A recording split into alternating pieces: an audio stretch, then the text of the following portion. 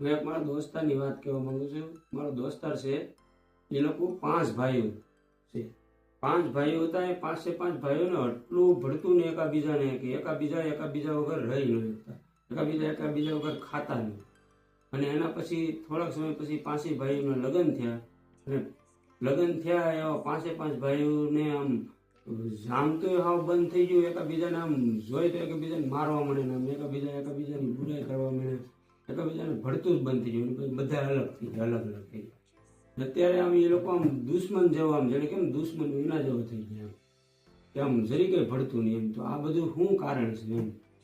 મેં એ લોકોને પૂછ્યું, મમ્મી પપ્પાને પૂછ્યું તો એ લોકો એમ કહે કે બાઈઓ આવી પછી આ કારણ છે, તેની લીધે મારા છોકરા આ રીતે થઈ ગયા છે, અલગ થઈ જાય, કબીજા દુશ્મન થઈ ગયા છે. ભાઈઓને આપણે પૂછી તો એમ કે મમ્મીને લીધે, મમ્મી એમ છેડાવા કરે એને લીધે આમ થઈ ગયું છે. છોકરાને પૂછી તો એ લોકો એમ કે ભાઈઓ હરખા નથી હાલતા, ભાઈઓ લગ્ન પહેલા હરખા હાલતા, હવે હરખા નથી હાલતા, એની કારણે આવું બધું થવા મળ્યું છે.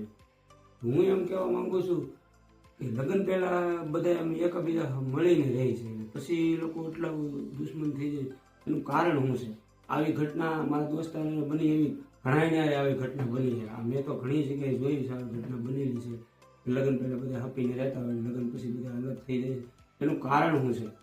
મા બાપ કારણ છે, બાયું કારણ છે, કે પછી ભાઈઓનો પ્રોબ્લેમ છે, કે શું કારણ છે? મને પ્લીઝ કમેન્ટમાં લખીને કહેજો. આજે રિયલ ઘટનામાં થાય છે એની ઉપર હું કહું છું.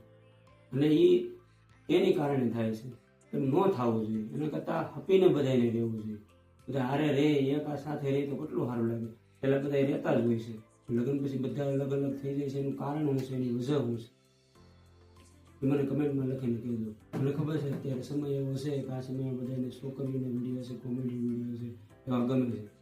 પણ આ જે આપણે રિયલ લાઈફ ઉપર વિડીયો હોય એ નથી ગમતા. પણ હું એમ કહેવા માંગુ છું કે કાંઈ નહીં, 10 જણા આ વિડીયો જોયામાંથી 1 જણાને પણ સમજમાં આવી જાય ને કે ભાઈ સાથે રહેવું એ બરોબર છે, હપીને રહેવું એ બરોબર છે, તો પણ મારો આ વિડીયો સફળ છે. કેમ કે એક ફેમિલી તો સાથે રહે. નમસ્કાર.